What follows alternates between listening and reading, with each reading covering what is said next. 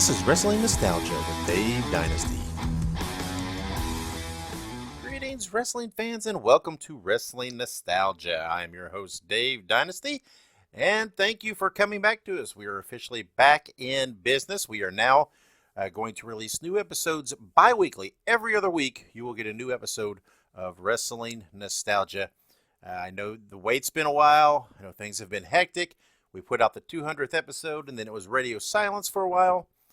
But things are in order. Things are in line. We are good. We are back. Like I said, a bi-weekly format coming up for you. We got a good show today. We've got Brad Drake, the executive director of the Wrestling Fans International Association, is on to talk to us about that group. But before we get to that, let's talk about a little business and some other things happening in the world of wrestling and in the world of Dave Dynasty. About a month and a half ago, I was on Bob Smith's Outdated Wrestling Hour podcast. It was a fun talk. It was great talking to Bob. He's a big fan of the Bruiser Bedlam stuff that I've been putting out there and the stuff I talk about. So go check his podcast. He has a really, really great podcast. Some great guests, great conversations, a great mindset and approach to the discussions on pro wrestling. So go check him out. Again, that is the Outdated Wrestling Hour. Now, coming up in a week or two, or maybe a little more, I don't know the exact schedule on the release, I will be on Nate Maxon's We Can't Wrestle podcast. We have recorded that interview. It is Nate's 200th episode, so congratulations, Nate, on that. But yeah, so look for that coming up if you want to hear me talk even more. That podcast is called We Can't Wrestle. You can find that on any platform, so subscribe to it and watch me coming up on that 200th episode. And last month, I went to my first independent wrestling show in a while. I went to the Mid-Atlantic Territory Wrestling Show in Nashville, North Carolina, which is very close to where I live. And I had a good time. It was a small show. It was, not over the top, not spectacular, but it was in an armory. It had that nice, that nice independent feel, something that I've really missed. And I've missed seeing live wrestling, even at that level, right? And I'm not knocking them, but I'm just saying, even at a small independent level, I have missed seeing live professional wrestling. Very much enjoyed it. So then I will be back at their next show as a fan. Again, it's Mid-Atlantic Territory Wrestling, and their next show is Battle for the Belt. It's August 12th in Nashville, North Carolina. So if you happen to be anywhere near the area and come by there, I'll be there. I'll be watching just as a fan, like I said. So if you're there, happen to be there or be around there, come in. If you see me, say hi. Tell me you listen to the show, and we can chat, shake hands, all that good jazz. Recently, I've also received some review copies of the Todd is God book, which is written by Sean Oliver and Todd Gordon. The release date on that book is July 25th, so that's coming up very, very soon. And then I also received a copy of The Last Real World Champion, The Legacy of Ric Flair by Tim Hornbaker. The release date on that is September 13th. I received review copies of both those. I have read about 2/3 of the Todd is God book, very much enjoying that. Once I complete that, I will be diving into the Hornbaker's Ric Flair book. Fingers crossed, I really hope to have both those guys on in the very near future to discuss these books and to help them plug the upcoming releases of those. So watch for that coming up again. Both those books I highly recommend. The Todd Gordon book is fun. A lot of great stories there, especially if you're an ECW fan. And while I haven't got into the Tim Hornbaker book, I've read all of his other books. He is an outstanding author. An outstanding researcher of professional wrestling, and I have no doubt that this book will be the same. Now, like I said, coming up later in the show, we have an interview with Brad Drake. He is the executive director of the WFIA. Now, in the effort of complete transparency, at the end of this interview, after we stopped recording, you will not hear it, but afterwards, when Brad and I were just chatting a little bit, he did say that him and the other board members on the WFIA had, been in talks. There was an opening on the board, and they did invite me to come and be on the board of directors of the WFIA. I did accept that offer, so I am now officially a board member, and I'm very excited. I'm very excited to work with the group, work with Brad, work with all the other members of the board, other committee members, and everything else. There's a lot of bright things in the future for that group. You'll hear all about them from Brad himself in this interview. But in the efforts, like I said, of complete transparency, I do want you all to know that as of now, I am a member of that board. I was not at the point of conducting this interview with Brad. Once it was concluded, that happened. But just wanted to let everybody know, support the WFIA. Brad will give you all the contact information in that interview. So let's go ahead. Like I said, we are back. I'm excited. I'm excited to get to this interview. So let's take a quick pause here. And when we come back, we will have that interview with Brad Drake, Executive Director of the WFIA. If you like horror movies, be sure to check out Dave Dynasty and Ike Isaacs on the Listen to Their Screams Horror Podcast. It is available on all podcast platforms and on social media at Listen to Screams. That is Listen, the number 2, and Screams. All right, and we're back here on Wrestling Nostalgia. I'm your host, Dave Dynasty, and I'm joined by Brad Drake, the Executive Director of the Wrestling Fans International Association. Brad, how are you doing? I'm doing good, Dave. Thank you very much for having me. I am a big fan of you and what you do for pro wrestling, so I'm very excited to be here. Well, I appreciate that. I appreciate that. I'm a fan of the WFIA, and I remember the WFIA, from the original run. When I was young, it was just the tail end of it, but there for about a year, I was a member. But we'll talk more about that in a little bit. Tell us, before we get into the WFIA, tell us a little bit about your background with pro wrestling and how you came to become a fan and everything. Oh, I've got an interesting story, just like everybody else when it comes to wrestling. I grew up, in the 80s, and I grew up in a suburb of Chicago. Okay. And I was a family that had cable television early on. All right. So I had access, and it was wonderful. We had all the WWF shows. I can remember the world-class run that we got on Sports Channel, I believe it was. I can remember catching, obviously, Jim Crockett Promotions on TBS. And then, of course, we had access to ESPN, and we were getting the AWA shows. And additionally, one of the Chicago stations, I can't remember which one it was also picking up All-Star Wrestling, which was the syndication of the AWA. So we were very lucky, my brothers and I, to have access to all this great wrestling. And of course, when you're a 4 or 5-year-old kid, you watch the great production values of the WWF, and then you see world class, and you go, what is going on down there? And then years later, 20 years later, you watch and you go, boy, they had some magic going on down there, despite the inferior production. So, but that's what McMahon wanted, right? That's how he took over the world. Yeah. So yeah. I was very interested, always liked pro wrestling. Like most kids, I think I started drifting away after about WrestleMania 6 or WrestleMania 7. So the early 90s, I was very, very involved with athletics myself. I was a amateur wrestler, just doing normal kid stuff growing up. Yeah. And then I got involved, got right back sucked into it when the whole NWO thing kicked off there in the mid 90s. And of course, when I was in high school, that was all the rage. And then I got really involved watching, the tape trading. And I got involved watching the Japanese stuff. And All Japan to this day is still my favorite. I think 1980 to 2000, Japanese wrestling in general might be the best wrestling there ever was. But that's just my opinion. Yeah. It was the 80s were a great time. It felt like you could, every night of the week, you could watch something, and it was a different promotion. It wasn't like now, where you're watching hours of the same stuff. It was, all the different promotions. Where I lived, we didn't get cable. We were a little rural, but we had very early on, had one of those huge satellite dishes in our backyard that would move and everything else. So, we were getting all that stuff. And I remember perusing through that thing and coming across Lucha Libre on one of the Spanish, stations, and I thought, whoa, what is this? But yeah, it was a wild time to discover all this stuff and to become a fan. There was so much out there, so much good stuff. Yes, it was terrific. So on your satellite dish, I've heard stories with people picking up stuff across the country at certain times of the night on those satellites. So I'm not exactly sure where you were growing up, Dave, but were you getting like the New York broadcasts and like the Memphis broadcasts and stuff like that too? Yeah. I grew up in Indiana, so I was getting just on network. I was getting the stuff out of Louisville. So I was getting the Memphis tapes out of Louisville, the show out of Louisville. Yeah. And then I was getting what was left of the Bruiser stuff out of Indianapolis, all the WWE, and then of course the NWA stuff. But on the dish I was getting Lucha Libre, and everything else. So yeah, we were. It was wild. Yeah, it's the stuff we were picking up. We could get we could get the Madison Square Garden Network, the Spectrum Network, or whatever those were called, where we got the Madison Square Garden shows for WWF, and then the Spectrum shows out of Philadelphia for the WWF.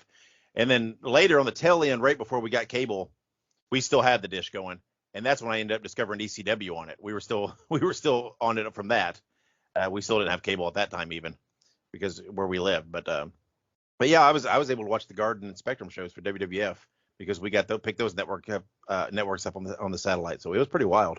That stuff is so cool too, and a lot of people don't realize, like, not only did the WWF have their 5 weekly shows that was syndication and what was on USA, but they also had deals with all the regional networks. Yeah. Like Spectrum Wrestling. Then they had something going in LA on Z Channel. They had MSG Network. It was unreal how much wrestling there really was out there, and it was everybody had their own flavor, and it was a great time to be a fan during that time period. I thought the 90s was great. You just mentioned ECW. Everybody was crazy over ECW. Yeah. I used to get it on, I don't remember what channel in Chicago, like 2:00 in the morning or something. I would record it. I'm like, these guys are nuts. Yeah, it was so different. Yeah, I love it. I always like that kind of that gritty feel, that edgy feel, where that, it was perfect timing with with their anti-establishment feel, their grunge feel. I mean, it fit the times. It was magic in a bottle. It was something else. I mean, it was so much fun to watch, and here I am, 20 moving on 30 years later, and I'm like, my goodness, I worry about those guys' spinal health and everything else all these years later. Yeah, absolutely. Yeah. And like I said, part of it growing up through that, we were getting all the magazines and everything else. And I remember in the magazines, I was pretty young. My grandma was a wrestling fan, so I was hooked on it early because of her. But I remember in the magazine seeing ads for the WFIA back in the early 80s. And she got me a membership one year, and I wasn't involved. I didn't go to any conventions or anything like that. I'm not even sure if they were still running the conventions at that point. But I had at that time the membership card and whatever the newsletters they were sending there. Which like I said, the WFIA ran through the 70s, the early 80s. But how did the idea come up then? Now in the modern time to revive the group and to bring it into the modern day. Well, I listen to a lot of nostalgic podcasts, classic wrestling podcasts. I listen to like 7 or 8 a week, and then I always have YouTube going in the background and it picks stuff up. And I kept hearing a lot of people like Jim Cornette and several others. They kept bringing up WFIA, Wrestling Fans International Association, and I noticed that there really isn't a whole lot on the internet about it outside of some YouTube stuff that Dave Brzezinski did, and then of course what you hear on podcasts and shows and stuff like that. So I kind of made a concentrated effort to start looking into it. I was wondering if it still existed, because it seemed like such a great concept. And so I got to learn a lot about Don Wilson and just the unbelievable thing he pulled off in the kayfabe era. And if you look back on it, this is the late 60s. He's starting this, where wrestling was as closed as could possibly be. Yeah. And he brought this back or built this and turned it into really an international phenomenon. I mean, they're getting thousands of people showing up to annual conferences and stuff like that. So I thought to myself, you know what?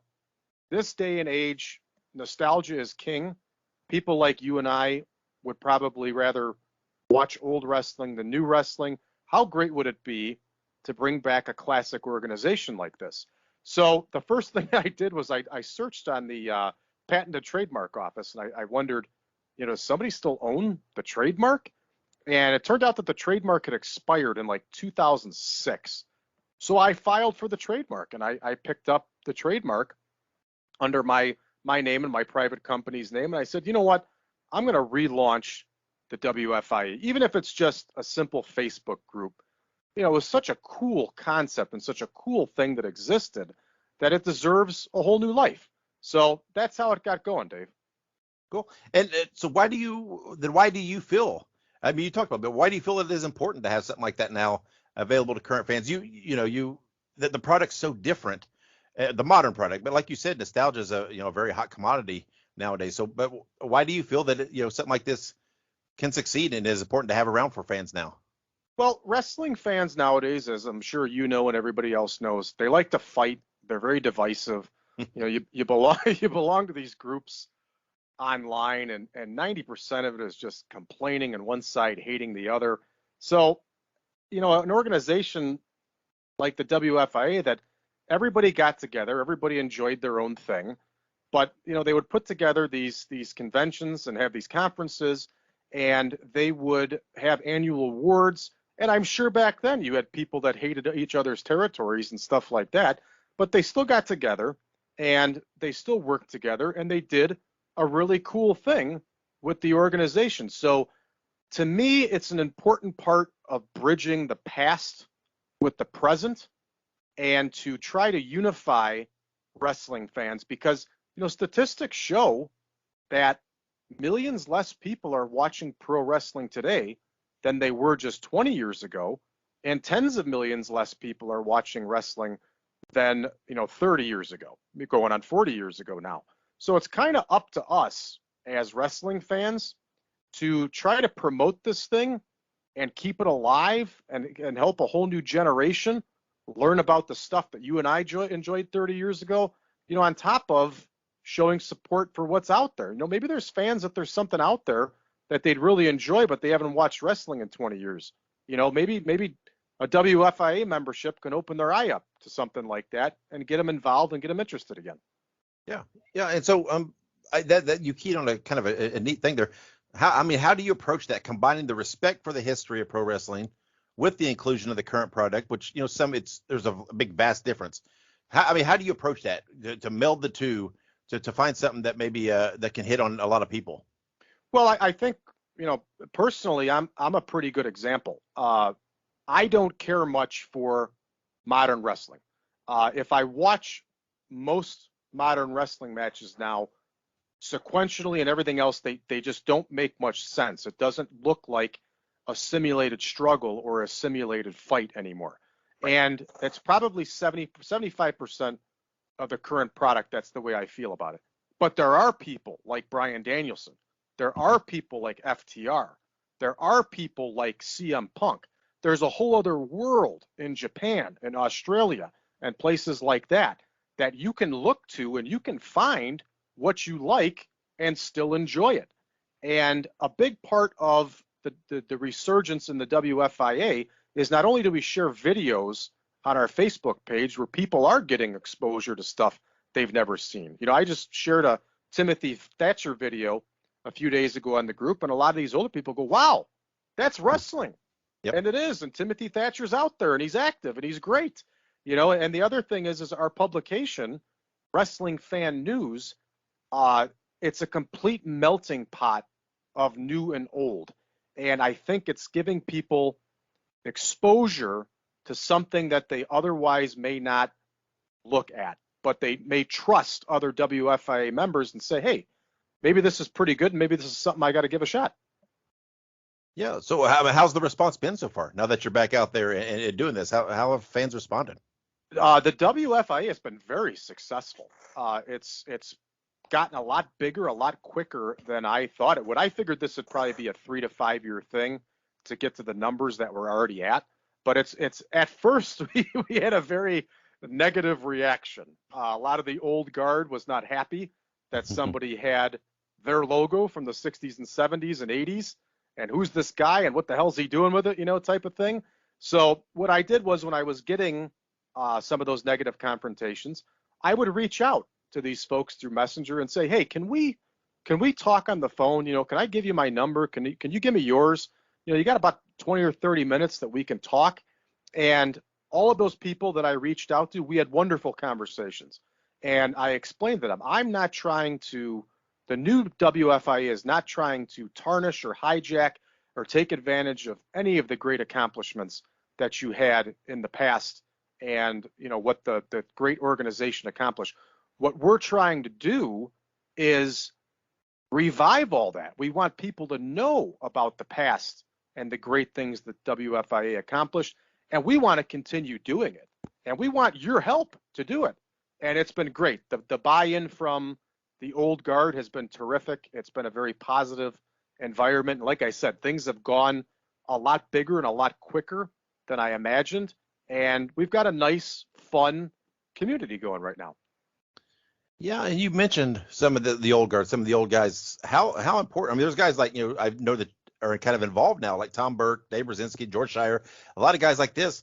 I mean, so you mentioned reaching out to them, bridging that gap, talking to them, trying to explain what your purpose is, what your goals are. How important was it? And was this in kind of your mission statement, so to speak, for lack of a better term, to have some of these guys from the original, maybe be involved, give some insight, give some input to help kind of bridge that old to new and give some of that flavor and that connected to the past, to the history of the WFI. How important was that to you? To me, that's probably the most important thing, because I wanted the new to feel as much as the original as possible. Hence why our publications look very similar as to one you would read in the 70s or 80s. They had such a good thing going back then, and such a special thing, that I wanted to recapture that feeling. And getting the chance to talk to Tom Burke, I had about 2 or 3 conversations with Tom Burke. We talked for a few hours. Tom Burke is just a wonderful human being. Yeah, and just the knowledge that he has on pro wrestling, of the history and the people and the connections. He's a wonderful man. I thoroughly enjoyed talking with him every minute. He helped me so much with so much information, and he actually sent me in the mail a 1969 copy of Wrestling Fan News that he had. And it's old school, typed with a typewriter, Dave. It's wonderful. Yeah. And so he really taught me a lot about how the old WFIA was run. I had a lot of questions for him. He appreciated the questions, and it was just great getting to learn from him. And immediately I asked him, I said, Tom, please, would you be on the board with us? He said, I don't want to be on the board, but I'll be a special advisor. I said, great. And wonderful. Same thing with Dave Brzezinski, Supermouth, getting the chance to talk with Dave. And again, he's given me so much insight and so much information into how the old WFIA was run. And when we have our monthly meetings, Dave's almost always with them, and he's just happy to be there and happy to give us information and tell us how things were done. And it's terrific. These people had like the time of their lives in the 60s and 70s with the WFIA, traveling these conventions and meeting all these people and being with all these wrestlers and forming these lifelong bonds. And you can see like the fire in their eye when they start talking about WFIA. You can hear the passion in their voice when they start talking about it. It really meant something to them, and we've brought it back, and I think it means something again. And George Shire is another person that's just a wonderful human being, and I enjoy every chance I get to chat with George, because he's just another one that's just an endless just knowledge of wrestling and the past, and he's terrific. And he's another one that, he told me flat out, he goes, I was hesitant to get involved with the WFIA because I was concerned about what the intentions were. And then, when he and I got the chance to talk, he threw his support and launched the support with us. And it's been wonderful having those 3 men with us. And there's lots of others. We got about a dozen original WFIA members that are involved, and it's been fun communicating with them and emailing. And it's just a great situation we have going on right now with the merge of the old and the new. Yeah. When I came across and I saw that it was back, I was excited, right? Because I thought, this is a cool thing. Like I said, nostalgia plays up on me really big, and when I saw that, it sparked that, right? It sparked some of that feeling, as a kid, and being a wrestling fan, and I was very excited. And then as I've watched more of the development and seen some of this stuff, and like you said, seen some of these guys that are a part of it, or at least advising you somewhat, made me even more excited, because I know all these guys and love all these guys, and I just I love their stories, love their insight, love their history, and that makes me very excited. And everything I've seen so far has been just absolutely wonderful. And to me, it's important, right? It's something that I think we need in wrestling now, because like you said earlier, everything's so divisive anymore, and even wrestling, and there's not a mentality of, well, like what you want to like and just don't worry about the rest. There's always an argument where everybody feels like they have to pick sides, and I feel like something like this is more of a just enjoy whatever you want, whatever approach you have to wrestling, whether it's the modern product, whether it's the old product, whether it's both, whether it's just parts of some. Just enjoy pro wrestling and whatever approach you have, and just be a fan. And I feel like something like the WFIA and how you've approached it and done it, I think it's been very integral to that. And I like that you seem to be kind of waving the flag for that. Well, thanks, Dave. Yeah, wrestling is for everybody, and so is the WFIA. We have something for everyone, and we want everyone involved. And of course, it's free to join. You'll get a free digital subscription to our bi-monthly publication called Wrestling Fan News, and it's just, there's something for everyone, and it's time for us to stop fighting and just join together and try to preserve pro wrestling and keep it going. I agree wholeheartedly. That's my thing. There's lots about the modern pro wrestling product that I don't like, and I just don't worry about it, right? I don't watch it. I skip over it. I focus on the things I like. And that's, I wish more people, took that approach. And I mean, as you move forward and you say, you're having monthly meetings, you're doing these things, you're putting out your publications, you have an online presence. What are some of your goals for the WFIA going into the future? We are definitely organized. We are 100% organized. We have established committees. We have established meetings per month. Of course, it's just like anything else. When you start out, everything is super exciting. It's new. As time goes on, I don't want to say it becomes like a job, but it's a regular part of your life, and you have to try to keep the interest flowing. So one of our big goals is we want to bring back a convention. And obviously, 2023 is way too soon for something like that. We're looking at 2024 for a convention. We've had some ideas thrown around of maybe doing a virtual convention or partnering up with an independent promotion somewhere to do a convention. But I have a feeling that in some way, shape, or form in 2024, we will have the first WFIA convention in probably around 30 years or a little bit longer than that. So that is our main goal. We've already fired on all cylinders of our goal of getting basic membership involved, getting old WFIA members involved. We've accomplished our goal with releasing the publication Wrestling Fan News. That was a big one. Any group or organization always has to have an organ, and Wrestling Fan News was an important organ for the WFIA, and I'm very excited and very proud of that publication that we brought back, and I think it's going to continue to get better as each issue comes out. So the goals, we touched on, some of the goals right there and what we've accomplished already. And of course, our goals are continue growing. We want to bring in new and old fans alike. We want to continue to improve our community. And most importantly, we just want to have fun with pro wrestling. However you define or anybody defines their fun with pro wrestling, the WFIA wants you to enjoy pro wrestling together and with us.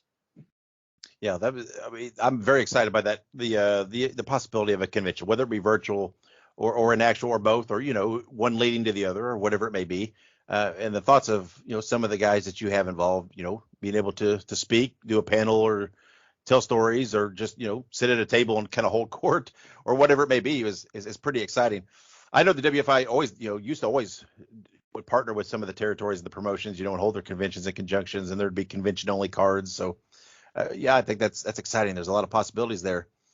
But Brad, thanks for coming on. I'm like I said, I was very excited when I saw the WFI. I'm very excited by some of the things you said and some of the prospects for the future. Some of the listeners, if this is the first time that they're becoming aware of the WFIA or the fact that the WFIA is back, how can they find you guys online and become involved or maybe become a member? You can find us on Facebook. We have quite the Facebook presence going right now. You can just type in Wrestling Fans International Association. You'll see that distinguished logo pop up. Click on it. Join. Say hi. To become a member, you actually have to register, and you can do that by going to our website, which is thewfia.org. That's THEWFIA.org. And on there, you'll find all the information for the organization, everything that's upcoming. You'll find a lot of information about the past. You will even find how you can join. And remember, it's 100% free to join, and it'll get you an automatic digital subscription to our bi-monthly publication, Wrestling Fan News. Also, for those of you that are totally old school, if you have any questions, you can feel free to reach out, give me a call, 815-290-9087. I may not answer. It might take me a couple days to get back to you, but I promise I will get back to you if you call. There you go. There's all the ways. I'll put those links in the show notes. So if anybody's listening and wants to check it out, just go to those show notes, click on them, and it'll take you right there. And like I said, Brad mentioned it's free to get a digital subscription, so you have nothing to lose to give it a shot. Give it a try. I guarantee you will not be disappointed. Brad, thanks for coming on. Thanks for all you're doing for pro wrestling as a fan and supporting and helping us fans and everything you're doing with the WFIA. Like I said, I think it's a very important thing to have to help bridge that gap with the nostalgic and the old school and the modern day, and to help kind of get that melting pot there, and let's get some elements of both mixed up in the soup and let everybody enjoy pro wrestling. So thanks for all that you're doing. Thanks for coming on and sharing that with us. And like I said, all the listeners should go out and check that out. But thanks, Brad, for coming on the show and telling us about it all. I appreciate it, Dave. And anytime you want to talk again or have me on about anything, I'd be more than happy to participate. I think you're great, and I appreciate what you do for wrestling. Well, I appreciate it, Brad. Thank you very much. So, yeah, like I said, thanks for that. Everybody stick around. And when we come back, we'll take a quick break. When we come back, we'll close the show out. Ladies and gentlemen, Wrestling Fans International Association is back. That's right, the premier fan club association of the 1970s and 1980s has been revived and is back in business. Join today. It's free at thewfia.org.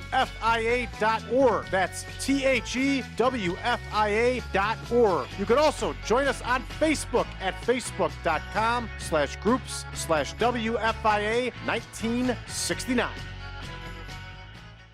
All right, and there you have it, our interview with Brad Drake from the Wrestling Fans International Association, and a organization, as I told you, I am now happy to sit on the board of. Go check them out and join the group, right? It's free of charge to join and get that digital newsletter every other month. It's great. Support pro wrestling, support positive approaches to pro wrestling, approach a quality approach to pro wrestling, and go check them out and join the group, the WFIA.